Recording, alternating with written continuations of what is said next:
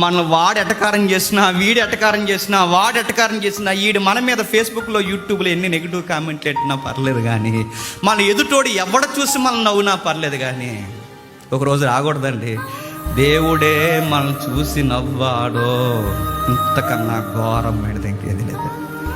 ఆ రోజు రాకూడదు. మళ్ళీ చెప్తాను, ఒక దేవుని దైవజనుడిగా, మీ కుమారుడిగా, మీ సహోదరుడిగా, ఒక అన్నగా, తమ్ముడుగా, మీ బిడ్డగా నేను చెప్తున్నాను, దేవుడు ఎప్పుడు మనం చూసినప్పుడు నీకు అలాగే జరగవురా అనుకోకూడదు. ఆయన ప్రేమించిన కుమారుణ్ణి గద్దిస్తాడు, ఆయన ప్రేమించిన కుమారుణ్ణి ఆయన రోజు రోజుకి రై జాగ్రత్త అని చెప్తాడు. ఆ చెప్పినప్పుడు మారు. నేను ఇష్టపడి చెప్తున్నాను, ఈ ప్రసంగం ద్వారా చెప్తున్నాను, ఈ వాక్యం ద్వారా చెప్తున్నాను, ఇదిగో ఈ పాట ద్వారా కూడా చెప్తున్నాను, నీ స్నేహితుల ద్వారా చెప్తున్నాను, ఆత్మీయుల ద్వారా చెప్తున్నాను, మారు. నువ్వు మారలేదు అని మళ్ళీ చెప్తున్నాను, పతనమైపోతావు. మనం ప్రేమించినప్పుడు ఆయన పక్క నుండి బాధపడతాడండి, పనిష్మెంట్ ఇస్తూనే ఇక్కడికి ఇలా జరుగుతుందని బాధపడతాడు, త్వరగా బయటికి తీసుకురావడానికి ప్రయత్నం చేస్తాడు.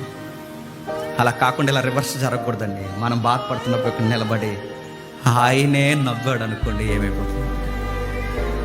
భయం మీ మీదకు తుఫాను వలె వచ్చినప్పుడు, సుడిగాలి వచ్చినట్లు మీకు అపాయము కలిగినప్పుడు, మీ కష్టము దుఃఖము ప్రాప్తించినప్పుడు నేను కామెడీ చేస్తాను మీ లైఫ్ని ఏమనుకుంటున్నాను.